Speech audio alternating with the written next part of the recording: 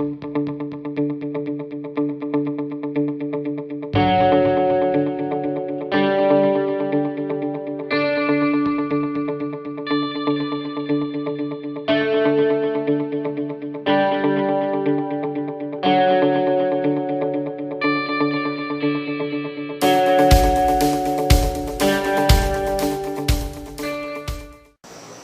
Dear students, मैं पीके सिद्धांत। हमने लास्ट लेक्चर में क्लासेस की थी जिसमें आपको मैंने पढ़ाया था वर्क डन के बारे में। मैंने वर्क डन के बारे में आपको पूरी तरह से सारी बातें खुल के बताई थी। जिस तरह का भी वर्क डन हो उसके बारे में आपको मैंने निकालना सिखाया था कि चाहे आप ग्राफ में हो, लीनियर लाइन हो, कर्व हो, चाहे आपको आर्बिट्ररी लाइन हो, स्क्वायर हो, ट्रायंगल हो, किसी भी तरह के केस में आपको वर्क डन निकालना था। वो मैंने आपको बहुत अच्छी तरह सिखाया था। आप उसके लिए प्रीवियस वीडियो एक बार, इससे जो पहले वाला क्लास का वीडियो था वो एक बार देख सकते हैं। आज हम लोग आगे बढ़ेंगे और आज हम लोग सीखेंगे, आज हम लोग क्या क्या सीखेंगे एक बार पर उसे एक जगह पे लिख लेते हैं।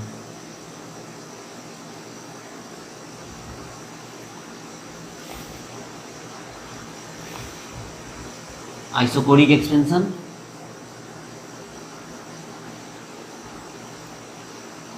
Isobaric expansion,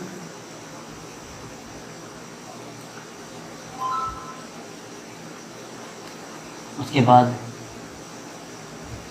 reversible isothermal expansion, उसके बाद इरिवर्सिबल आइसोथर्मल एक्सपेंशन, उसके बाद है रिवर्सिबल एडियाबैटिक एक्सपेंशन, और लास्ट है हमारा इरिवर्सिबल एडियाबैटिक एक्सपेंशन। सबसे पहले आप इस बात को समझिए स्टूडेंट्स कि ये सारे नाम आए कहाँ से। ठीक है, तो हमारे पास एक केमिस्ट्री में फॉर्मूला है PV = nRT। इस फॉर्मूले पे ध्यान दीजिए तो आप ये समझिए कि केमिस्ट्री का बहुत मूल मंत्र है ये PV = nRT, ideal gas equation. आप जब प्रेशर को कांस्टेंट रखेंगे तो वो कहलाएगा कौन? वो कहलाएगा आइसोबैरिक, आइसोबारिक। जब प्रेशर क्या हो जाए, आपको जो चेंज ऑफ प्रेशर है वो जीरो हो, मतलब जब प्रेशर कांस्टेंट होगा तो आपका सिस्टम का क्या नाम हो जाएगा? आपके सिस्टम का नाम हो जाएगा आइसोबैरिक। ओके, जब वॉल्यूम को कांस्टेंट लेंगे तो वो कहलाएगा आइसोकोरिक। देखिए आइसो आता है सिमिलर के लिए, कोरिक आता है किसके लिए? वॉल्यूम के लिए। तो अगर वॉल्यूम कांस्टेंट लेंगे तो ये कहलाएगा आइसोकोरिक। अगर टेम्परेचर कांस्टेंट लेंगे तो ये सिस्टम कहलाएगा आइसोथर्मल। ध्यान दीजिए, टेम्परेचर कांस्टेंट सिस्टम क्या कहलाया? आइसोथर्मल। तो भैया हमने प्रेशर कांस्टेंट किया, एक बार वॉल्यूम कांस्टेंट किया और एक बार टेम्परेचर कांस्टेंट किया। मोल को कांस्टेंट करने का कोई सेंस यहाँ नहीं बनता है। लेकिन एक और चीज़ हम सीखेंगे, अगर हमारा हीट चेंज, अगर वो हीट चेंज जीरो होगा, मतलब हीट कांस्टेंट होगा, तो इसको हम लोग क्या बोलेंगे? इसको हम लोग बोलेंगे एडियाबैटिक। ओके, तो सबसे पहले इस चीज़ को हम समझते हैं यहाँ पर कि हम इसके बारे में क्या पढ़ रहे हैं। बच्चों बहुत ध्यान से देखिए, बहुत इंपॉर्टेंट टॉपिक है। इससे आपको इसमें आपको गारंटी दे सकता हूँ कि जो मैं आपको पढ़ा दे रहा हूँ ये आपको कहीं भी पढ़ाया या समझाया नहीं जा सकता है। जिस वे में मैं आपको पढ़ाऊँगा या समझाऊँगा, इससे आपको एक एक बात, सारी बात इसमें क्लियर हो जाएगी। तो सबसे पहले आप देखते हैं कि भाई यहाँ पर एक्सपेंशन का एक केस हमने देखा है। ठीक है, आप ध्यान रखिए कि हमारे पास क्या है? सिर्फ एक्सपेंशन का केस है फिलहाल के लिए। एक्सपेंशन का केस मतलब ये है हमारे पास, हमने ऊपर से P एक्सटर्नल लगा रखा है और नीचे जो गैस है वो क्या करेगा? अब अंदर से गैस का प्रेशर ऊपर की तरफ धक्का मारेगा और ये ऊपर चला जाएगा, ये ऊपर चला जाएगा। ठीक है, तो इसे हम लोग क्या बोलते हैं? इसको बोलते हैं एक्सपेंशन। मतलब जो इस वॉल्यूम पे था अब वो इस वॉल्यूम पे चला गया। ठीक है, वॉल्यूम क्या हो गया? चेंज इन वॉल्यूम बढ़ गया। ये देखिए अब अंदर जो गैस है वो ज़्यादा एक्सपेंड फैला हुआ है। तो ये जो हो गया ये एक्सपेंशन का केस हो गया। यानी कि हम हर जगह यहाँ पर फिलहाल तो हम एक्सपेंशन की ही बात करेंगे। ओके, चलिए इसको हटाइए। अभी फिलहाल हमें पहले बात करनी है, सबसे पहले हम बात करते हैं नंबर 1,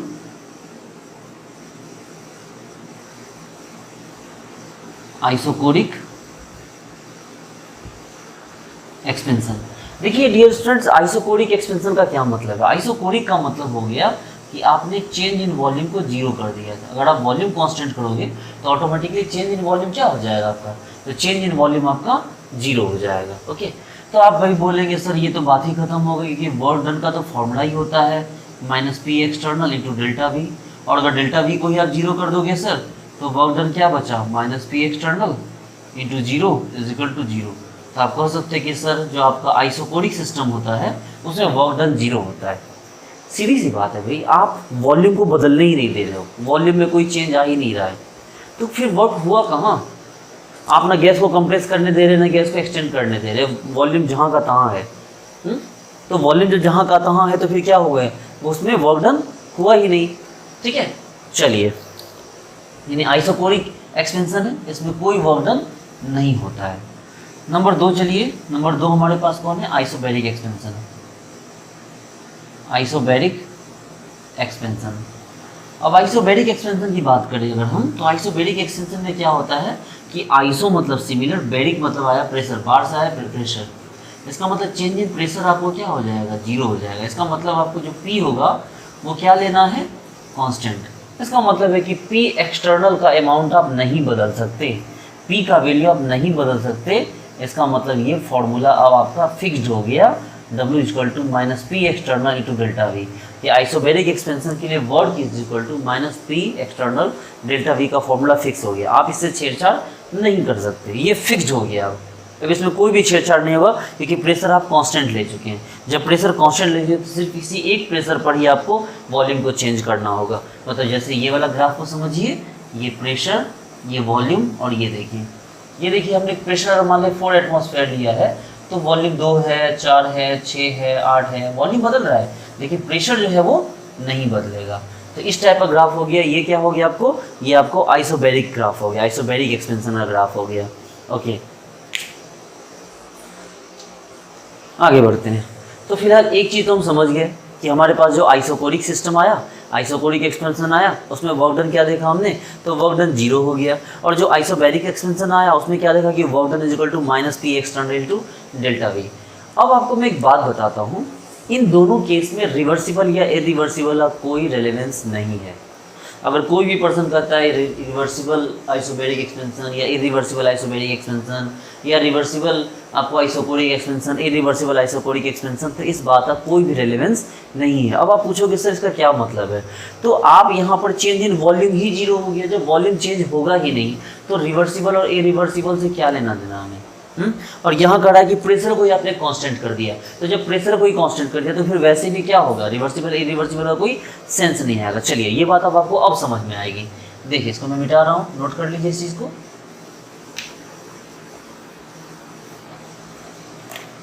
आप आगे बढ़ें, इससे पहले हम समझते हैं कि भाई रिवर्सिबल और इरिवर्सिबल प्रोसेस होता क्या है। ठीक है, हम लोग इस पॉइंट को समझने की कोशिश करें कि रिवर्सिबल और इरिवर्सिबल प्रोसेस होता क्या है। हम बात करते हैं रिवर्सिबल की। देखिए, जैसे कि हमने ये एक पिस्टन लिया, ठीक है, हमने एक पिस्टन लिया। अब इस पिस्टन के ऊपर हमने इस तरह से जो है ये पिस्टन का ढक्कन है, हेड है ये पिस्टन का, और पिस्टन पे हमने ऊपर से प्रेशर लगा रखा है। ठीक है, पी एक्सटर्नल। ये पी एक्सटर्नल लगने के साथ पीछे एक रीजन ये भी है कि इस पर छोटे छोटे क्या रखा है हमने छोटे छोटे इसके ऊपर मास रख दिए। ये मास इतने छोटे हैं कि 1 ग्राम से भी लाखों गुने छोटे हैं। ठीक है, ये माइक्रोग्राम में ये पार्टिकल है। तो आप इन सब मास को आपने देखा, ठीक है, आपने इसमें मास रखा तो क्या हो गया? इसके अंदर जो गैस है वो आपका कवर्ड है, इसके अंदर गैस बंद है। लेकिन प्रॉब्लम ये है कि आप यहाँ से मास किसी एक मास को करीब हटाओगे तो ये मास इतना कम है कि जब आप इस मास को हटाओगे तो जो होने वाला चेंज है वो छोटा सा चेंज होगा, थोड़ा सा ये जो है ये ऊपर जाएगा, इतना सा थोड़ा सा। आप जैसे इसको हटाते हो ये नीचे से थोड़ा सा ऊपर जाता है। ठीक है, ये थोड़ा सा ऊपर जाएगा, और मास हटाओगे ये थोड़ा और ऊपर जाएगा, और मास हटाओगे ये थोड़ा और ऊपर जाएगा, और मास हटाओगे ये थोड़ा और ऊपर जाएगा। यानी कि ये वॉल्यूम V1 से कहाँ चला जाएगा? ये वॉल्यूम V2 पे चला जाएगा। ठीक है, ये वॉल्यूम V1 से V2 पे चला जाएगा। यानी कि आप ये कह सकते हैं कि सर यहाँ पर जो चेंज हुआ वो एक टाइम में क्या चेंज होता है? dV चेंज होता है। जो चेंज होता है वो कितना चेंज हो रहा है, जो वॉल्यूम का चेंज है वो कितना हुआ, डीवी है। प्रेशर का भी चेंज होता है, प्रेशर भी चेंज हो रहा है, लेकिन प्रॉब्लम फिर तो वही आ गया, क्योंकि हमारे पास वर्क डन का फॉर्मूला है minus P external into delta we. तो पी एक्सटर्नल मतलब पी फिक्स्ड, इसका मतलब ये फॉर्मूला काम नहीं करेगा, क्योंकि आप यहाँ पर क्या कर रहे हैं, आप यहाँ पर थोड़ा थोड़ा करके बदल रहे हैं। जो एक्सटर्नल प्रेशर है वो भी तो धीरे धीरे पहले के रिस्पेक्ट में घट रहा है। जब नीचे से ऊपर जाएगा तो पी एक्सटर्नल क्या हो जाएगा, घटेगा इसके रिस्पेक्ट में। तो कहने का ये मतलब है कि आपके लिए क्या होगा, आप फिर किसी एक पॉइंट पे, किसी भी एक पॉइंट पर आप वर्क डन निकाल लेंगे और उसके उसमें क्या फॉर्मूला आएगा, P इंटू डी वी। छोटे से चेंज के लिए वर्क डन क्या आ जाएगा, तो आपको पता है किसी भी छोटे चेंज के लिए फॉर्मूला क्या आ जाएगा, P इंटू डी वी। और फिर क्या करेंगे, हम इसे इंटीग्रेट कर देंगे, कहाँ से कहाँ तक, तो वॉल्यूम V1 से लेके वॉल्यूम V2 तक। तो वॉल्यूम V1 से लेके वॉल्यूम V2 तक। आप बोलोगे सर ये तो हमने देखा हुआ है, आपने पहले ही बताया कि अगर रिवर्सिबल प्रोसेस है तो थोड़ा थोड़ा चेंज हो रहा है। आप इसको सिंपल लाइन में समझिए कि रिवर्सिबल प्रोसेस है, थोड़ा थोड़ा चेंज हो रहा है। तो वर्क क्या है भाई, किसी भी पॉइंट पे जो वर्क आएगा वर्क क्या होगा, तो वर्क तो माइनस पी डी वी ही होगा। लेकिन ये थोड़ा थोड़ा चेंज होकर V1 से V2 तक गया, तो आप इसे क्या कर देंगे, आप इसे इंटीग्रेट कर देंगे ये V1 से V2 तक। इसका मतलब कि अगर आपके पास एक रिवर्सिबल प्रोसेस है तो वर्क डन क्या फॉर्मूला हुआ, minus P D V, V1 से लेके V2 तक। अभी आप ये मत बोलना कि सर P कांस्टेंट है, P को बाहर निकालो, हम बाहर निकालेंगे, उसका तरीका अलग होगा, ठीक है, कभी चिंता मत कीजिए। तो ये रिवर्सिबल प्रोसेस हो गया। अब बात करते हैं इरिवर्सिबल की। अगर इरिवर्सिबल की बात करते हैं हम, तो गौर से देखिए, ये जो है आपका सिस्टम है, ये जो सिस्टम है गौर से देखिए,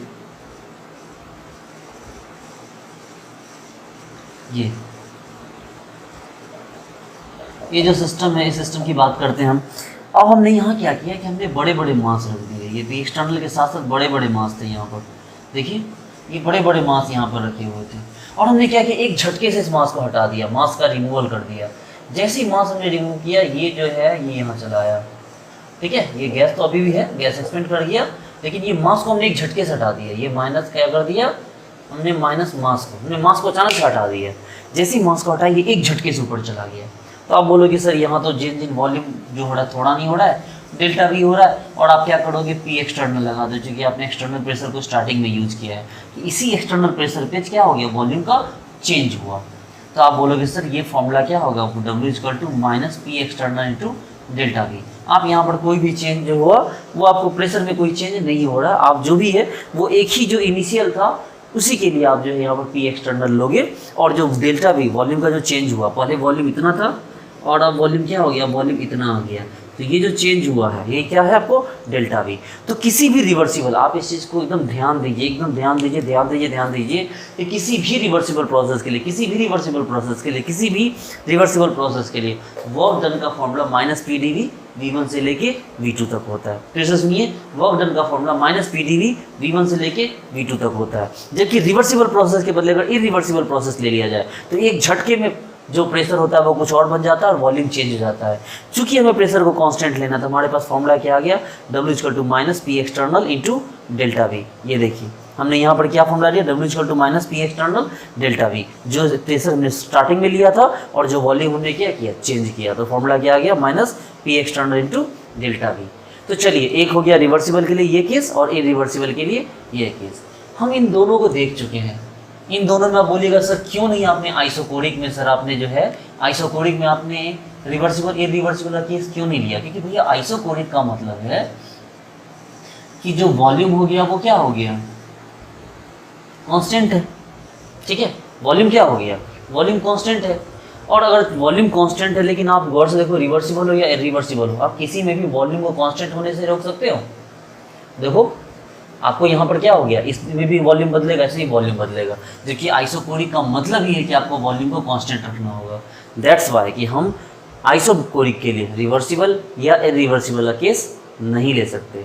ओके, दूसरा देखिए, आइसोबैरिक एक्सपेंशन की बात करें। आइसोबैरिक एक्सपेंशन में पी कांस्टेंट है, डेल्टा पी जीरो। इसका मतलब कि आइसोबैरिक में प्रेशर जो है वो क्या है, कांस्टेंट है। जरा गौर से देखिए, इन दोनों ही केस में क्या है, आप प्रेशर को चेंज कर दे रहे हो, ठीक है। इन दोनों ही केस में देखो आप प्रेशर को क्या कर दे रहे हो, चेंज कर दे हो। स्पेशली रिवर्सिबल के केस में देखो आपने प्रेशर को चेंज कर दिया। हालांकि चलो यहाँ तो हमने यही फॉर्मूला वहाँ भी आता है, इसकी प्रॉब्लम नहीं है, पी एक्सटर्नल ही माना आपने, लेकिन यहाँ पर गौर से देखो जो रिवर्सिबल का केस है उसमें नहीं आएगा ये आइसोबैरिक के केस में। क्यों नहीं आएगा?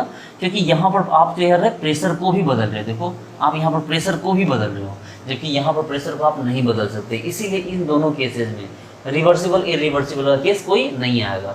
आप बोलेंगे सर इरिवर्सिबल, तो खैर आप वही फॉर्मूला यहाँ भी है, तो कोई दिक्कत नहीं। आपने देखा कि आइसोकोरिक के लिए क्या हुआ, आइसोकोरिक एक्सपेंशन में वर्क डन 0 हुआ, आइसोबैरिक एक्सपेंशन में क्या हुआ, जो प्रेशर हुआ वो क्या हो गया, कांस्टेंट हुआ, और प्रेशर कांस्टेंट हुआ। तो आप इसको इस फॉर्मूले पे नहीं ला सकते। वेरी गुड, आगे बढ़ते हैं। तो हमने क्या किया कि जब रिवर्सिबल, एकदम ध्यान दीजिए, ये बहुत इंपॉर्टेंट है, इस चीज़ को आपको याद रखना है।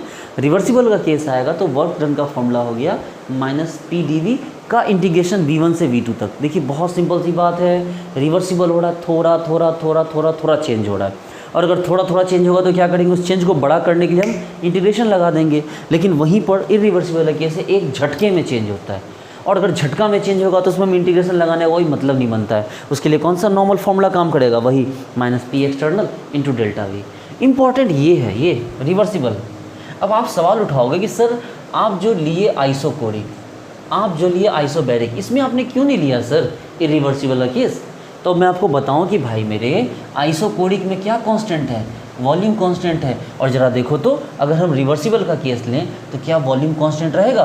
अब बोलोगे नहीं सर वॉल्यूम तो कांस्टेंट रहेगा नहीं, वॉल्यूम तो बदल जाएगा। दैट्स वाई कि मैंने आइसोकोरिक में क्या किया है, आपको इस फॉर्मूला को, मतलब रिवर्सिबल केस को यूज नहीं किया है। वो तो अगर जो होगा उसका तो वर्क डन वैसे भी 0 है, तो रिवर्सिबल इरिवर्सिबल किसी में काम नहीं आएगा। आइसोकोरिक की बात करें तो आइसोकोरिक में प्रेशर कांस्टेंट है, और आप अगर गौर से देखिए तो रिवर्सिबल में प्रेशर को भी थोड़ा थोड़ा चेंज कर रहे हैं। देखिए आपको प्रेशर भी चेंज हो रहा है ना, देखिए प्रेशर भी कितना से हो रहा है, ये जब वॉल्यूम चेंज होता है तो प्रेशर भी तो dP से चेंज होता है। तभी तो हमने प्रेशर को क्या किया, प्रेशर के टर्म को लेकर उसको भी इंटीग्रेशन के अंदर ही रखा है। Well played. अब आगे बात करें, हाँ आइसोबैरिक एक्सपेंशन का जो वर्क डन का फॉर्मूला देखा वो तो आपने W = -P external into delta V। तो आप उसको बोलने की ज़रूरत नहीं है कि जो आइसोबैरिक हो गया उसको इरिवर्सिबल ही माना जा सकता है, उसमें आपको बोलने की ज़रूरत नहीं है। ठीक है, आप सिंपल जो होगा आप आइसोकोरिक सिस्टम और आइसोबैरिक सिस्टम आपने ले लिया। ठीक है, हमने केस 1 में क्या देखा बच्चे, एक बार रिमाइंड कीजिए। केस 1 में देखा हमने आइसोकोरिक, जैसे आइसोकोरिक सिस्टम देखा, आइसोकोरिक एक्सपेंशन, आइसोकोरिक देखा है, समझ बोला भैया कि चेंज इन वॉल्यूम क्या हुआ 0, और चेंज इन वॉल्यूम अगर 0 हुआ तो work done = -P external delta V। और फिर आपको क्या देखा, आपको कि डेल्टा V क्या हो गया, आपको 0 हो गया, तो वर्क डन = क्या हो गया आपका 0 हो गया। इसमें कोई बात ही नहीं बची। केस 2 में आ जाइए। केस 2 क्या भाई, आइसोबैरिक एक्सपेंशन है, तो आप बोल सकते हैं सर चेंज इन प्रेशर = 0। इसका मतलब ये है कि प्रेशर क्या है, कांस्टेंट है, और अगर प्रेशर आपका हिलने के लिए रेडी नहीं है तो हमारे पास W के लिए फॉर्मूला क्या है, -P external into delta V, जहाँ प्रेशर क्या है, कांस्टेंट है। चलिए इन दोनों केस से आगे बढ़िए। कभी भी आइसोकोरिक या आइसोबैरिक में रिवर्सिबल इरिवर्सिबल नहीं लगाया जाता। चलिए अब बात करते हैं केस 3 की। सबसे पहले हम बात करते हैं आइसोथर्मल एक्सपेंशन की। आइसोथर्मल एक्सपेंशन की बात करते हैं कि आइसोथर्मल सिस्टम होता कैसा है। देखिए आइसोथर्मल सिस्टम का मतलब है कि भैया आपने चेंज इन टेम्परेचर को 0 कर दिया है, यानी आपने टेम्परेचर को कांस्टेंट रखा है। अगर टेम्परेचर कांस्टेंट होगा तो T1 - T2 या T2 - T1 क्या हो जाएगा, कोई चेंज नहीं होगा, तो 0 हो जाएगा। अब ये आइसोथर्मल सिस्टम होता कैसा है, ज़रा गौर से देखिए। हमने एक पिस्टन लिया, हमने क्या किया, एक पिस्टन लिया, उस पिस्टन का ढक्कन है ये, उस पर ऊपर से P एक्सटर्नल लगा रहे हैं हम, ठीक है। लेकिन अब क्या होगा कि इसके अंदर गैस पार्टिकल है, मान लीजिए ये क्या है, इसके अंदर गैस पार्टिकल है। देखिए बच्चे लोग, जब गैस पार्टिकल जब फैलेगा, जब ये गैस पार्टिकल एक्सपेंड करेगा तो ये ठंडा हो जाएगा, और जब ये गैस पार्टिकल जब कंप्रेस होगा तो इसके बीच के नंबर ऑफ कॉलिजन बढ़ेंगे और ये क्या हो जाएगा, ये गर्म हो जाएगा। सपोज कीजिए कि ये मान लीजिए ये एक डीओ है, डीओ की बॉटल है। इस डीओ की बॉटल को अगर मैं अपने हाथ पे लूँ तो नोड़ा बहुत ठंडा सा महसूस होगा मुझे। गैस सिलेंडर से जब गैस निकलती है तो वो गैस सिलेंडर से निकलने वाली गैस आपको बहुत चिल फील करवाती है, बहुत ठंडा फील करवाती है, क्योंकि जब गैस पार्टिकल फैलते हैं तो जब उनमें एक्सपेंसन होता है तो क्या होता है, वो ठंडा हो जाता है, वो कूल हो जाता है। लेकिन जब उसी को कंप्रेस किया जाता है तो वो क्या हो जाता है, वो गर्म हो जाता है। तो इसका मतलब ये है कि अगर आप इसमें एक्सपेंसन करवाओगे, जब ये गैस फैलेगा, जब ये ऊपर जाएगा तो क्या होगा, ये गैस ठंडी होगी। अगर आप इसके वॉल्यूम को बढ़ाते हो, ये देखो आप क्या करते हो, आप आइसोथर्मल है, टेम्परेचर कांस्टेंट है, लेकिन प्रेशर कांस्ट, आपको प्रेशर से कोई मतलब नहीं है और वॉल्यूम से कोई मतलब नहीं, इन दोनों से कोई मतलब नहीं है। यहाँ क्या बोल रहा है, टेम्परेचर कांस्टेंट है, तो प्रेशर वॉल्यूम को आप लेके खेलिए, कोई दिक्कत नहीं है। आपने बोला कि सर जब गैस को आप एक्सपेंड करोगे तो गैस ठंडा होगा, बोले बिल्कुल ठंडा होगा। तो ऐसे केस में इसका टेम्परेचर कैसे मेंटेन होगा, सर गैस तो ठंडा हो गया, टेम्परेचर कैसे मेंटेन होगा। तो मैंने बोला कि भैया ये जो आपका सिस्टम है ना, इस सिस्टम को आप ले लो क्या, फुल्ली कंडक्टर, ये 100% क्या हो जाएगा, कंडक्टर हो जाएगा। और अगर ये 100% कंडक्टर होगा तो होगा क्या कि जब ये गैस फैलेगा, जब ये गैस फैलेगा तो बाहर से अंदर क्या हो जाएगा, टेम्परेचर इंटर हो जाएगा। सोचिए किसी गिलास में गर्म पानी लीजिए, वो थोड़ी देर में ठंडा हो जाता है, ठंडा पानी लीजिए थोड़ा देर में गर्म हो जाता है। क्यों? क्योंकि वो बाहर के टेम्परेचर से क्या करता है, मैनेज करता है। एक गिलास जो होती है स्टील की गिलास, वो तो एक कंडक्टर है। आप उसके ऊपर ढक्कन भी अच्छे से ढक के रखो, तब भी पानी, अगर ठंडा पानी गर्म हो जाएगा, गर्म पानी ठंडा हो जाएगा। तो कहने का ये मतलब है कि अगर आप गैस का एक्सपेंड करते हो तो ये गैस ठंडी होगी और बाहर से टेम्परेचर को क्या करेगी, खींच लेगी। और अगर गैस को आप कंप्रेस करते हो तो गैस गर्म होगा तो क्या करेगा, बाहर की ओर टेम्परेचर छोड़ देगा। ठीक है, तो ये हमने लिया 100% कंडक्टर। ओके, तो ये हमारा केस क्या था, थर्ड था, आइसोथर्मल एक्सपेंशन। हमने बताया कि भैया आइसोथर्मल का मतलब हो गया कि ये जो होगा हमारा बॉडी जो बना होना चाहिए पिस्टन का, वो पूरी तरह से कंडक्टर का बना होना चाहिए। ओके, आगे क्या सीखना है इसमें, तो आगे की बात यहाँ पर ये आ रही है कि हमने केस 3 के बाद हमने अब आगे बढ़े और हमने केस 3A स्टार्ट किया। 3A बोले तो जब यहाँ पर आ जाएगा रिवर्सिबल आइसोथर्मल एक्सपेंशन।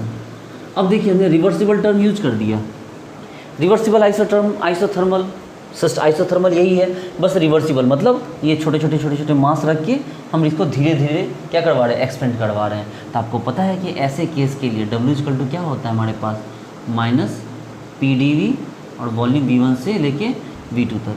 लेकिन अब बारी आ गई है खुल के बैटिंग करने की। अब समुंदर में कूद गए हैं, बीच समुंदर में, तो तैरना पड़ेगा। अब हमको इसको ऐसे नहीं छोड़ सकते, ठीक है, तो कोई बात नहीं। तो क्या करेंगे, तो आप बोलोगे सर P को dV के साथ तो हम नहीं इंटीग्रेट करवा सकते, क्योंकि प्रेशर अलग टर्म है, dV अलग टर्म है।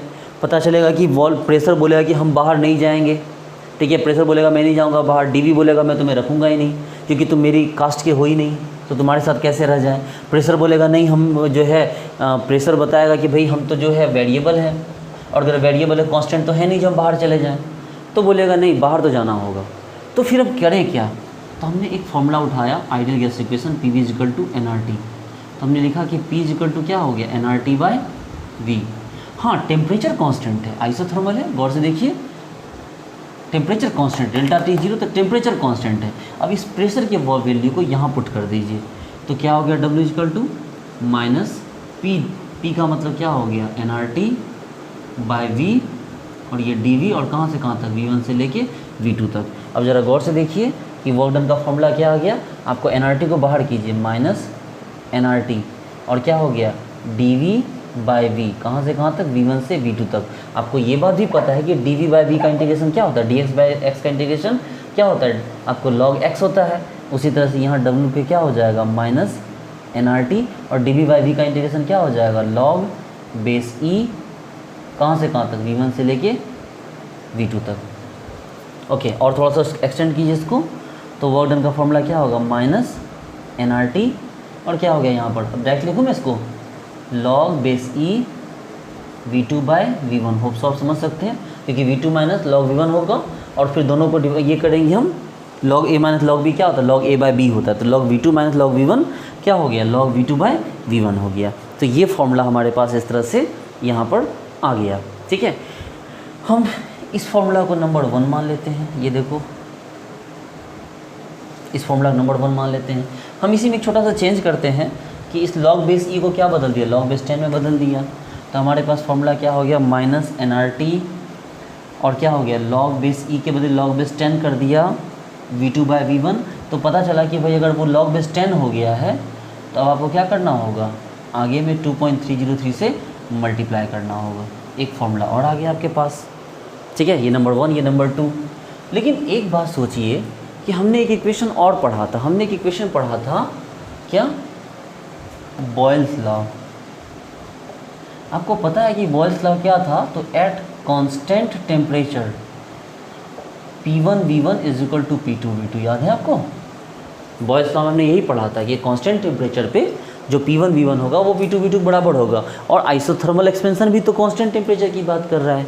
इसका मतलब हमारे पास क्या आ गया, हमारे पास फॉर्मूला है P1 V1 since P1 V1 is equal to P2 V2, इसलिए क्या हो गया V2 बाय V1। देखो V2 by V1 is equal to P1 by P2, ये देखिए ये फॉर्मूला आ गया। अब आप क्या कर सकते हैं, V2 बाय V1 के बदले P1 बाय P2 आप यहाँ पुट कर सकते हैं। तो वर्क डन का तीसरा फॉर्मूला क्या होगा, minus nRT log base E P1 by P2, या ऐसी को ऐसे भी लिख सकते हैं कि the work done is equal to minus nRT log base 10 P1 by P2।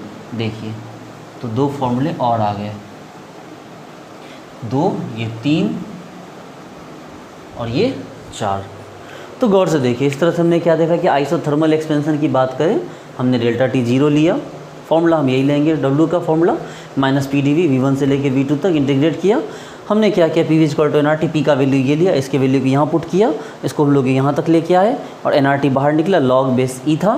देखिए लॉग बेस E V, इसका कहाँ से कहाँ तक, V1 से लेके V2 तक, तो ये फॉर्मूला क्या आ गया, log base E V2 by V1 आ गया, ठीक है। तो इस तरह से हमने क्या किया, हमने 4 फॉर्मूले लिखे, V2 बाई V1 के लिए 2, मतलब एक लॉग बेस E, एक लॉग बेस 10, और फिर बॉयल्स लॉ से क्या किया हमने, P1 V1 is equal to P2 V2 करके हमने V2 by V1 is equal to P1 by P2 किया और उसको पुट कर दिया, तो हमारे पास 2 फॉर्मूलाज और आ गए। आई बात समझ में? ओके, नोट कीजिए। ओके, हमने जो था हमने थर्ड ए देखा, अब हम थर्ड बी देखेंगे, केस नंबर थर्ड बी। अगर हम बात करें केस नंबर थर्ड बी की, तो केस थर्ड बी का क्या मतलब है यहाँ पर, तो यहाँ पर आ जाएगा इरिवर्सिबल आइसोथर्मल एक्सपेंशन। देखिए बहुत सिंपल सी बात है, कहीं भी इरिवर्सिबल आएगा, इरिवर्सिबल में करने के लिए बचा ही गया है भाई, इरिवर्सिबल में है ही क्या काम करने के लिए। सिंपल सी बात है, अगर इरिवर्सिबल आ रहा है तो work done is equal to क्या हो गया, minus P external into delta V, यही तो करना है, क्योंकि एक झटके से काम होना, चेंज इन वॉल्यूम छोटा नहीं होगा, हमेशा बड़ा चेंज होगा, और स्टार्टिंग वाले प्रेशर को लेना तो minus P external into delta we. तो जब भी इस तरह का केस है, इरिवर्सिबल केस है, तो आप बात को ख़त्म कीजिए, W is equal to minus P external into delta V कीजिए। लेकिन लेकिन लेकिन लेकिन रुकिए, इसमें केस आता है अगर आपको क्या हो जाए एट वैक्यूम, अगर यही सिस्टम आपको वैक्यूम पे चलाना पड़ जाए तब क्या होगा।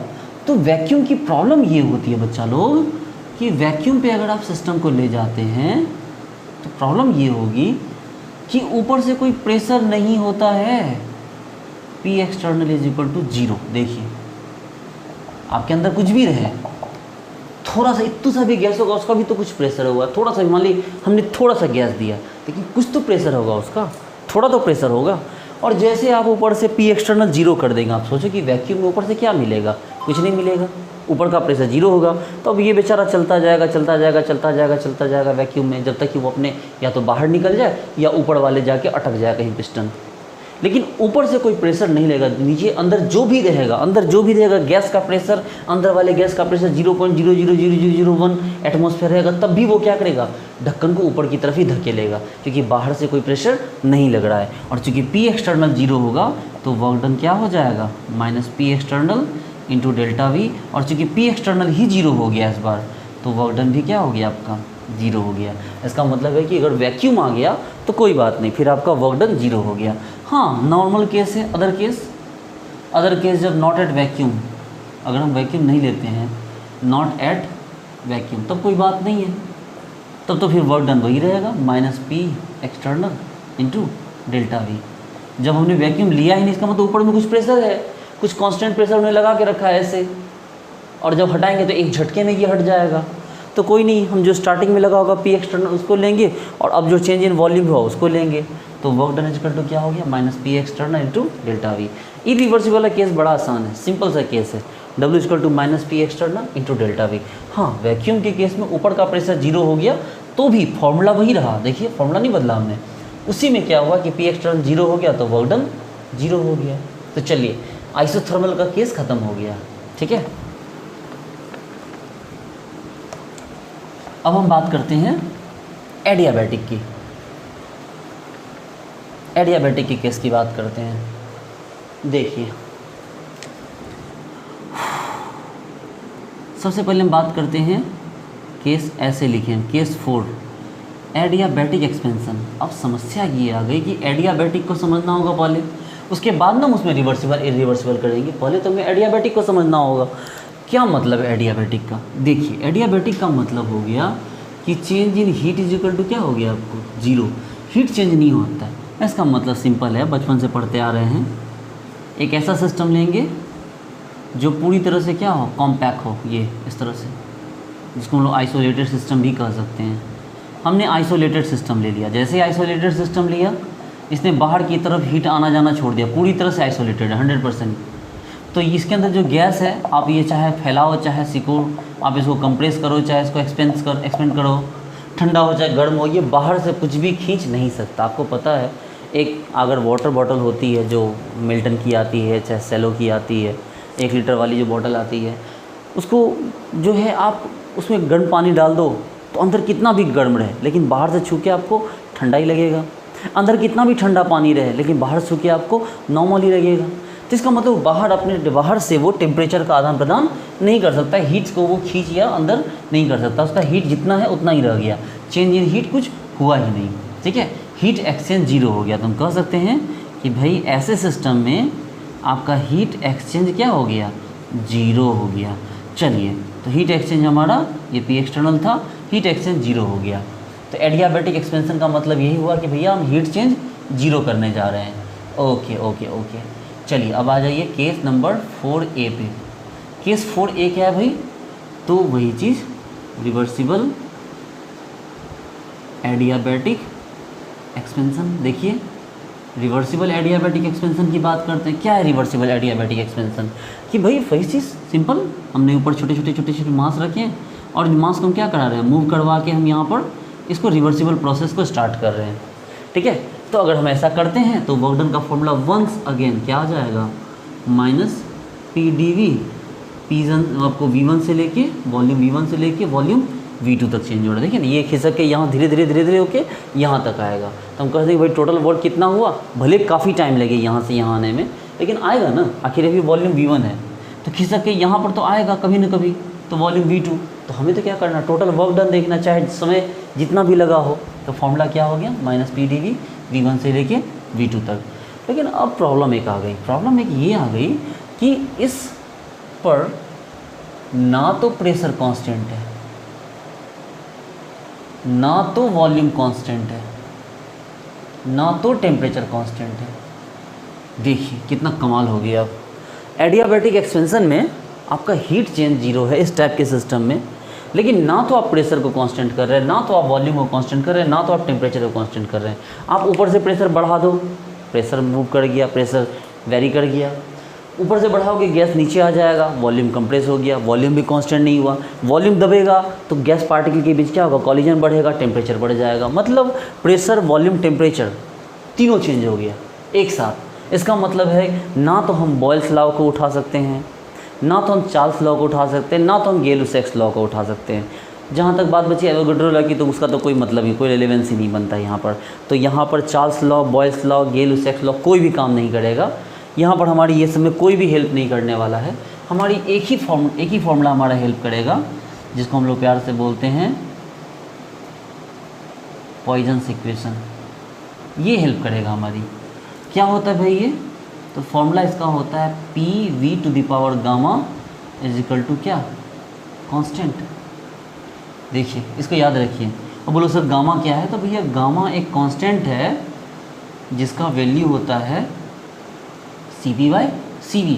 और आपको ये भी याद रखना होगा कि मोनो एटॉमिक गैस के लिए ये गामा होता है 1.66, डाई एटॉमिक गैस के लिए गामा का वैल्यू होता है 4, और पॉली एटॉमिक या ट्राई एटॉमिक गैस के लिए गामा का वैल्यू होता है 1.33। अब प्लीज़ इसको याद रख लीजिए अभी फिलहाल के लिए, इसको हम लोग आगे डिस्कस करेंगे। ये जो गामा है, ये गामा एक कांस्टेंट है जिसका वैल्यू होता है CP/CV। क्या होता है CP/CV छोड़िए, हम आपको बताएंगे। फिलहाल आप ये जानें कि जो गामा होता है मोनो एटॉमिक के लिए इसका वैल्यू 1.66 होता है, डाई एटॉमिक के लिए 1.4 होता है, और ट्राई एटॉमिक या पॉली एटॉमिक के लिए क्या होता है 1.33 होता है। तो हमने इस फॉर्मूला को यहाँ से उठाया, हमने क्या किया कि हमने लिखा PV gamma is equal to constant. तो अगर PV gamma is equal to, देखिए ना कॉन्स्टेंट ही तो है, तो PV गामा को कॉन्स्टेंट के माना, तो P इज इक्वल टू क्या हो गया K/V⁴ क्या गामा। हम इसको यहाँ लाते हैं। चलिए, तो आपका वर्क डन क्या हो जाएगा भाई, work done is equal to आपको K/V⁴ गामा dV, और कहाँ से कहाँ तक, V1 से V2 तक। इसको थोड़ा इधर लेके आइए, यहाँ से लेके आते हैं। तो work done is equal to क्या हो गया, K को बाहर निकालिए और क्या कीजिए dV/V⁴ गामा, कहाँ से, V1 से लेके V2 तक। इसी को हम ऐसे भी तो लिख सकते हैं -K/V⁴ गामा को ऊपर कर देंगे, V⁴ गामा dV, और कहाँ से कहाँ तक, V1 से लेके V2 तक। अब एक चीज़ आपको ध्यान रखनी होगी, एक चीज़ आपको सीखनी होगी बच्चे लोग, कि V⁴ आपको पता है V⁴ गामा dV का इंटीग्रेशन क्या होगा, सोचिए पॉज करके। इसका इंटीग्रेशन होगा क्या, V⁴ gamma +1 divided by gamma +1, ये इसका इंटीग्रेशन आता है। ध्यान रखिए V⁴ गामा dV, यानी कि आप इसके बदले अगर मान लीजिए x⁻⁻y dx होता तो उसका भी इसी तरह से आता है x⁻⁻y+1 डिवाइडेड बाय -y+1। ये इंटीग्रेशन है, इसमें अभी फ़िलहाल आपकी हेल्प नहीं कर सकते हैं, ये चीज़ आप ही जान लो कि ऐसे होता है। तो आपके पास वर्क डन का क्या फॉर्मूला आ गया बच्चे, K को आप बाहर निकाल चुके हैं -K को, V⁴ गामा dV का इंटीग्रेशन क्या हो गया, तो देखो V⁴ gamma +1 divided by gamma +1, और ये कहाँ से कहाँ तक है, तो ये V1 से लेके V2 तक है। ओके, चलिए एक काम करते हैं, इस गामा +1 को बाहर खींच लेते हैं, क्योंकि इसका V1 V2 से कोई लेना देना है नहीं, बाहर खींच लो इसको। तो वर्क डन इक्वल टू क्या हो गया -K डिवाइडेड बाय गामा +1, और यहाँ क्या बचा V⁴ गामा +1, और फिर क्या हो गया, ये देखिए ये V2 था, ये V1 था, तो यहाँ V2 और फिर -V1, फिर क्या हो गया गामा और +1। तो वर्क डन का फॉर्मूला ये यहाँ तक हमारे पास आया। ओके, अब यहाँ से और आगे बढ़ते हैं अब हम, ठीक है। इस माइनस को अंदर डाल दो, ये जो माइनस है -K, इस माइनस को अंदर लगा दो, तो आपके पास वर्क डन का फॉर्मूला क्या आ जाएगा, ये K जो गामा +1 था उस माइनस के अंदर मल्टीप्लाई होने से वो क्या हो गया है, गामा -1 हो गया, और इधर क्या बचा यहाँ पर, यहाँ बचा V2⁴ गामा +1 और -V1⁴ गामा +1, ठीक है। ओके, चलिए थोड़ा सा हम लोग इसको मिटाते हैं, इसको साफ़ करते हैं, करना पड़ेगा इसको साफ़।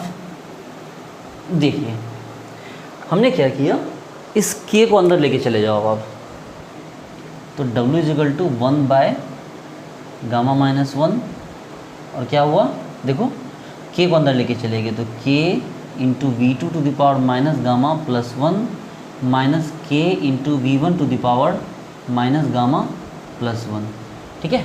अच्छा, एक और चीज़ आप इसमें देखिए कि अगर आपके पास PV⁴ gamma equal to constant, इसका मतलब ये होगा ना, इसका मतलब ये है कि P1 V1⁴ gamma is equal to P2 V2⁴ gamma is equal to constant है। देखिए यही है ना, PV इक्वल टू कॉन्स्टेंट को हम ऐसे भी तो लिख सकते हैं। अब देखिए हमारी लाइफ में कुछ लोग ऐसे आते हैं जो हमारे पास हमारी तरफ बात करते हैं, हमारे दुश्मन के पास जाकर उसकी तरफ बात करते हैं, और दोनों में लड़ाई लगवा देते हैं। या ऐसा भी होता है कि हम दोनों लड़ रहे हैं, उसके कारण क्या हो गई, मारपीट हो गई। तो ये अपना काम निकालना जानते हैं कि मतलब ये जो कांस्टेंट ये दोनों के टर्म में है, ये कांस्टेंट दोनों से दोस्ती है कांस्टेंट की। देखिए V2 वाले टर्म से भी 1 वाले टर्म से, और इसके पास दोनों के लिए दवा भी है। 1 के लिए देखिए 1 वाला टर्म है, 2 के लिए 2 वाला टर्म है। तो हम यही काम करते हैं, इस K के दोनों वैल्यू को हम 1 की जगह 1 वाला वैल्यू पुट करते हैं, 2 की जगह 2 वाला वैल्यू पुट करते हैं। तो देखो W इक्वल टू क्या आ जाएगा, 1/गामा -1 अब के के बदले क्या किया हमने, देखो तो यहाँ V2 था ना, तो के लिए यही वैल्यू पुट करो। देखो गौर से देखो, P2 V2 to the power gamma, और फिर इधर क्या बचा, V2 to the power minus gamma plus 1। फिर देखो के लिए क्या रखेंगे हम, P1 V1 to the power gamma, और फिर क्या हो गया इंटू V1 पे पावर माइनस गामा प्लस 1। ठीक है, हम यहाँ तक ले आए, थोड़ा सा लेंदी है ये, ठीक है, बट कोई नहीं।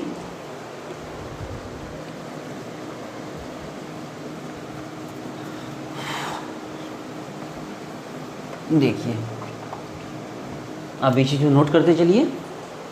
तो हमने इसको यहाँ से यहाँ लेके आ जाते, देखिए तो हमारे पास क्या आ गया भाई, W=1/γ-1, और क्या हो गया, ज़रा गौर से देखिए, हमने लिखा P2, फिर हमने लिखा V2 to the power gamma.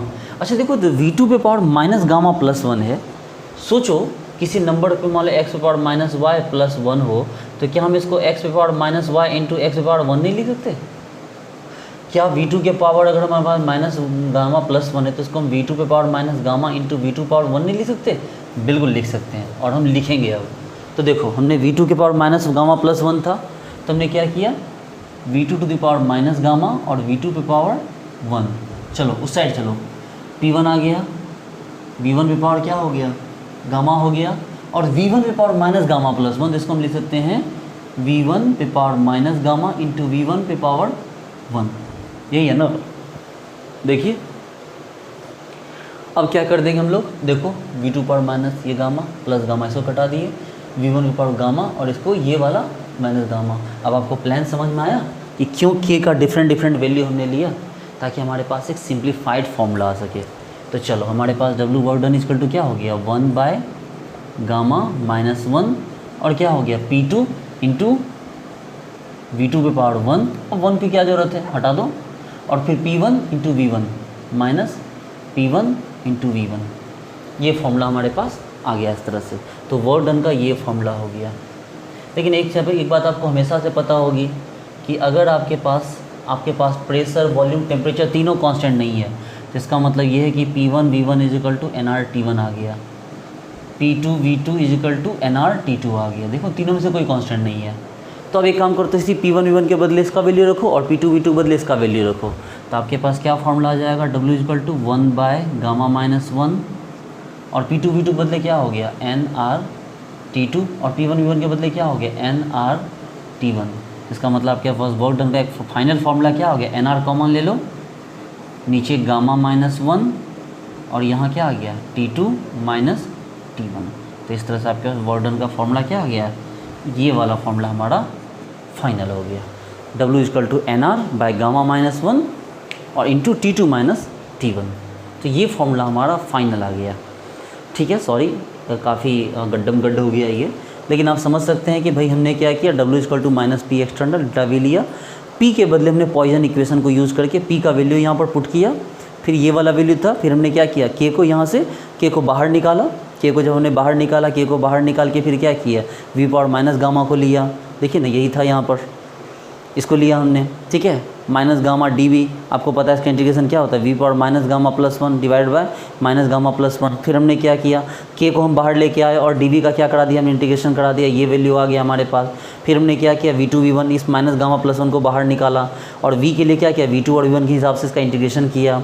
फिर क्या किए कि भाई इस माइनस को अंदर लेके चले गए, तो माइनस गामा प्लस 1 के बदले गामा माइनस 1 हो गया, और V2 पर देखिए ये रह गया माइनस ये रह गया। अब फिर क्या किया, K को अंदर लेके चले गए, फिर K को मल्टीप्लाई किया, ठीक है। फिर K का जो वैल्यू था यहाँ से, K का जो वैल्यू था यहाँ से हमने क्या किया, K के वैल्यू को यहाँ पर पुट कर दिया। जब K के वैल्यू को पुट करेंगे तो क्या होगा, यहाँ आएगा। फिर हमने क्या किया, ये सर वैल्यू कटा दिया, वैल्यू कटाने के बाद हमारे पास ये आया। फिर हमने क्या देखा कि भाई P1 V1 equal to nRT1, P2 V2 equal to nRT2 आ गया। अब हमने इसका वैल्यू भी रखा, इसका वैल्यू भी रखा, और फाइनली कटकर हमारा क्या आंसर आ गया, work done is equal to nR/γ-1 into T2 minus T1। ठीक है, तो ये एक कंक्लूजन का फॉर्मूला हमारे पास निकल के फिर से हमारे पास आ गया। ओके, देखिए इसको मिटा रहे हैं। एक बार आप इसको दोबारा देख लीजिए तो आपको ज़्यादा बेटर समझ में आ जाएगा। मैं शॉर्टकट में आपको एक बार तुरंत इसको समझा दे रहा हूँ। एक बार फुल बोर्ड को मैं यूज़ करके आपको इसको शॉर्टकट में समझा दे रहा हूँ, इसको इसी चीज़ को। कौन सा है ये? तो reversible adiabatic expansion, reversible adiabatic expansion यही है ना। चलिए वन सेकेंड देखिए, कौन सा था भाई? केस 4A क्या था? रिवर्सिबल एडियाबैटिक एक्सपेंशन, यही है ना। ओके कोई बात नहीं।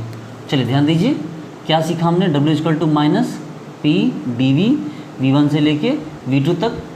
आपको यहाँ पर एडियाबैटिक में क्या हो गया भाई? प्रेशर भी कांस्टेंट नहीं है, वॉल्यूम भी कांस्टेंट नहीं है, डेल्टा टी भी कांस्टेंट नहीं है, कोई कांस्टेंट नहीं है, ठीक है। इसका किसी का वैल्यू भी, चेंज का वैल्यू 0 नहीं है। तो हम यहाँ पर क्या यूज़ करेंगे? हम यहाँ यूज़ करेंगे पॉइजन इक्वेशन। क्या है Poisson equation? P1 V1 to power gamma is equal to P2 V2 to power gamma is equal to क्या हो गया हमारा? कांस्टेंट। या हम कह सकते हैं कि P V to the power gamma is equal to constant. तो हमने क्या किया? ये P का वैल्यू क्या लिया हमने? तो K by V to the power gamma लिया। अब इस वैल्यू को यहाँ पर पुट कर दीजिए, तो W इक्वल टू क्या हो गया? माइनस P के बदले आ गया K by V to the power gamma dV, और कहाँ से कहाँ तक? V1 से लेके V2 तक। अब फिर आगे बढ़िए, W इक्वल टू ये माइनस, अब क्या हुआ? K को बाहर निकालिए क्योंकि कांस्टेंट है, और फिर क्या हुआ? V to the power minus gamma dV, कहाँ से कहाँ तक? V1 से लेके V2 तक। और अब हम क्या किए? Work done is equal to minus K, और फिर क्या आ गया? आपको इसका इंटीग्रेशन क्या आ गया? तो V to the power minus gamma plus 1 divided by minus gamma plus 1, और ये कहाँ से कहाँ तक? तो V1 से लेके V2 तक। ओके, अब फिर आगे बढ़िए। कैसे बताया मैंने कि चलो माइनस गामा प्लस 1 को बाहर निकाल दो, माइनस गाम ये, फिर नीचे क्या हो गया? माइनस गामा प्लस 1, इसको बाहर निकाल दिया हमने, और क्या बचा? V के बदले ऊपर V2 नीचे V1, तो V2 पे पावर माइनस गामा प्लस 1, और फिर क्या हो गया? माइनस, फिर V1 पे power minus gamma plus 1। Okay ठीक है, आगे बढ़िए। हमने इस माइनस को अंदर डाल दिया, तो ये माइनस गामा माइनस, जो माइनस गामा प्लस 1 था वो क्या हो गया? गामा माइनस 1 हो गया। तो work done is equal to क्या हो गया? K divided by gamma minus 1 हो गया। ओके आगे बढ़िए, इसको खोलिए थोड़ा सा, देखो तो V2 पे पावर माइनस गामा प्लस 1 है, तो हम इसको लिख सकते हैं V2 power minus gamma into V2 power 1, फिर माइनस आ जाए। V1 पे पावर माइनस गामा प्लस 1 है, इसको लिख सकते हैं V1 पे पावर माइनस गामा और इंटू V1 पे पावर 1, ऐसा लिख सकते हैं, बिल्कुल लिख सकते हैं। अब K को अंदर डाल दीजिए, K को अंदर डाल दीजिए, तो 1 by gamma minus 1 K V2 पे power minus gamma into V2 power 1 minus, फिर K यहाँ भी आ जाएगा K V1 पे पावर माइनस गामा V1 पे पावर 1। ओके, आपके पास एक और छोटी सी चीज़ है, आपके पास क्या चीज़ है कि P1 V1 पे power gamma is equal to P2 V2 power gamma is equal to क्या है? कांस्टेंट है। तो हम कांस्टेंट के दोनों वैल्यू को हम यहाँ पर अपनी सुविधा के हिसाब से पुट कर देंगे। दोबारा देखिए, K के इस वैल्यू को हम यहाँ पुट करेंगे, K के इस वैल्यू को हम यहाँ पुट करेंगे। करिए, W is equal to 1 by gamma minus 1, K का वैल्यू क्या हो गया? देखिए V2 है ना, तो ये इस वैल्यू को यूज़ करना है हमें, P2 V2 to the power gamma, P2 V2 to the power gamma into V2 to the power minus gamma into V2 to the power 1। चलिए K के इस वैल्यू को यूज़ करेंगे हम, क्या है? P1 V1 पे पावर गामा इंटू V1 पे power minus gamma into V1 power क्या? 1। अब ज़रा गौर से देखिए, V2 power minus gamma V2 power gamma, उसी तरह से V1 power gamma V1 power minus gamma, cut गए। तो W इक्वल टू क्या हो गया? 1 बाय गामा माइनस 1, और क्या हो गया यहाँ पर?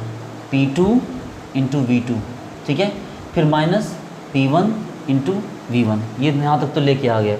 अच्छा सोचिए, हमारे पास सिंपल सा formula PV equal to nRT है, लेकिन प्रॉब्लम है कि यहाँ प्रेशर वॉल्यूम टेम्परेचर तीनों बदल रहा है। इसका मतलब P1 है V1 है तो ये T1 होगा, उसी तरह से P2 है V2 है तो ये क्या होगा? nRT2 होगा। अब क्या करेंगे? P1 V1 के बदले इसका वैल्यू रखेंगे, P2 V2 के बदले इसका वैल्यू रखेंगे, और देखेंगे कि हमारा क्या आ गया। तो W equal to 1 by gamma minus 1, P2 V2 के बदले क्या आ गया भाई? nRT2, और P1 V1 के बदले क्या आ गया? nRT1 आ गया। इसका मतलब है कि हम इसको क्या कर सकते हैं? इसको सिंपल वे में आइए, तो हमारे पास क्या आ गया formula? W is equal to NR common ले लीजिए बाय गामा माइनस 1 और T2 माइनस क्या? T1। तो इस तरह से हमारे पास वर्क डन का फॉर्मूला आ गया किसके लिए, तो रिवर्सिबल एडियाबैटिक एक्सपेंशन के लिए। फिर से इरिवर्सिबल एडियाबैटिक एक्सपेंशन होगा, फिर से वही केस आएगा, वैक्यूम पे 0 और नॉर्मल केस में -P external into delta V। कोई फ़र्क नहीं पड़ता है इरिवर्सिबल से, सिर्फ रिवर्सिबल का फ़र्क था।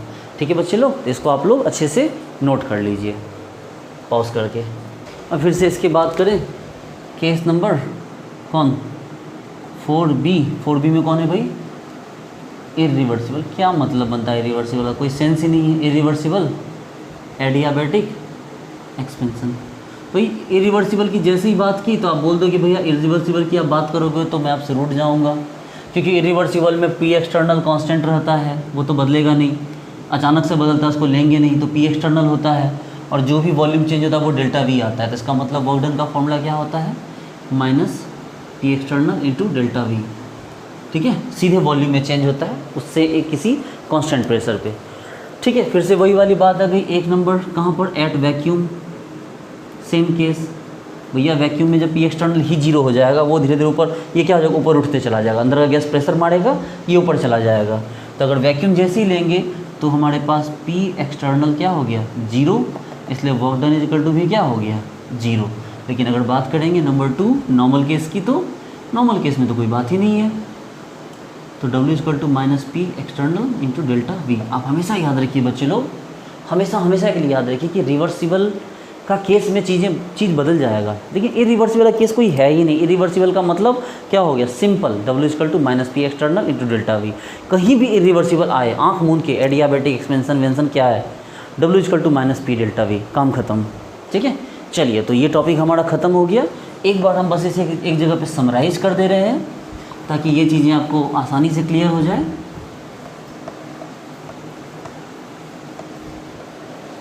देखिए हमने क्या देखा भाई, नंबर 1 आइसोकोरिक एक्सपेंशन। आइसोकोरिक नाम देखिए, iso same, choric volume, delta V 0, आपको पता है डेल्टा V 0 तो वर्क डन भी 0, क्योंकि work done equal to -P into external delta V होता है, P external into delta V खत्म, वर्क डन खत्म। आइसोबैरिक एक्सपेंशन, जैसे ही आइसोबैरिक की बात की तो P एक्सटर्नल को कांस्टेंट कर दिया गया, ये तो अच्छी बात है। जैसे P एक्सटर्नल कांस्टेंट किया गया तो वर्क इज इक्वल टू क्या हो गया, -P external into delta V। आप यहाँ पर गलती से भी इंटीग्रेशन करने की कोशिश नहीं करेंगे, क्योंकि P कांस्टेंट हो चुका है, P को आप थोड़ा भी नहीं बदल सकते। ठीक, नंबर 3 में आ जाइए। नंबर 3 में क्या हो गया, तो भाई रिवर्सिबल आइसोथर्मल एक्सपेंशन। जैसे रिवर्सिबल आइसोथर्मल एक्सपेंशन की बात की तो हमने क्या किया कि W इज इक्वल टू, याद कीजिए, -nRT log base E V2/V1 या -nRT log base E P1/P2 या माइनस, आपको nRT हटा दीजिए, मतलब log बेस E को हटाइए तो 2.303, तो -2.303 nRT log बेस 10 V2/V1 या log आपको -2.303 nRT log बेस 10 V2 आपको P1/P2, कोई बात नहीं। ये 4 फॉर्मूले आ गए। इसी का जो केस था क्या, नंबर 4 कौन, इरिवर्सिबल, कौन इरिवर्सिबल आइसोथर्मल क्या एक्सपेंशन, कोई बात नहीं है, काम खत्म है। इसमें 2 ही केसेस था, पहला केस था अगर वैक्यूम हो गया तो बात ही खत्म, वैक्यूम खत्म आ गया तो P एक्सटर्नल 0 तो वर्क डन 0, और अगर नॉट एट वैक्यूम तो कोई बात नहीं, फिर तो वही जो फॉर्मूला है वही चलेगा। नॉट एट वैक्यूम तो वर्क डन का फॉर्मूला क्या हो गया, -P external into delta V। चलिए नंबर 5 पे आ जाइए, कौन है भाई, रिवर्सिबल एडियाबैटिक एक्सपेंशन। देखो रिवर्सिबल एडियाबैटिक एक्सपेंशन दिया तो W इक्वल टू क्या हो गया इसमें फॉर्मूला, इसका फॉर्मूला होता है NR/Γ-1 T2-T1, ये फॉर्मूला होता है। ठीक है, किसका, रिवर्सिबल एडियाबैटिक एक्सपेंशन का। ठीक है, जबकि इसी में इरिवर्सिबल एडियाबैटिक एक्सपेंशन दे दे तो यही सेम केस रिपीट हो जाएगा। लेकिन मैंने क्या बोला, इरिवर्सिबल में कहीं कोई चेंज नहीं होता है, अगर वैक्यूम होगा तो वर्क डन 0, और अगर वैक्यूम नहीं होगा तो work done is equal to minus P external into delta V हो जाएगा। तो इस तरह से डियर स्टूडेंट्स मैंने आपको ये टॉपिक आपको पढ़ाया, जिसमें मैंने आपको सारा कुछ बताया, ठीक है। वर्क डन, इसके फर्स्ट लेक्चर में मैंने आपको वर्क डन बताया, इससे पहले वाले लेक्चर में, दूसरे वाले लेक्चर में मैंने आपको पूरा जो प्रोसेसेस हैं रिवर्सिबल इरिवर्सिबल से रिलेटेड हर एक प्रोसेस, वो मैंने एक एक करके आपको सारे पॉइंट्स तोड़ तोड़ के बता दिए। उम्मीद करते हैं कि आपको सारे इसके टॉपिक समझ में आ गए होंगे। नेक्स्ट लेक्चर में हम लोग इससे रिलेटेड क्वेश्चंस करेंगे और फिर हम लोग और आगे बढ़ेंगे। ओके, फिर आगे मिलते हैं। ज़रूर मेरे चैनल को सब्सक्राइब कीजिए, लाइक कीजिए वीडियो को। Okay, thank you so much.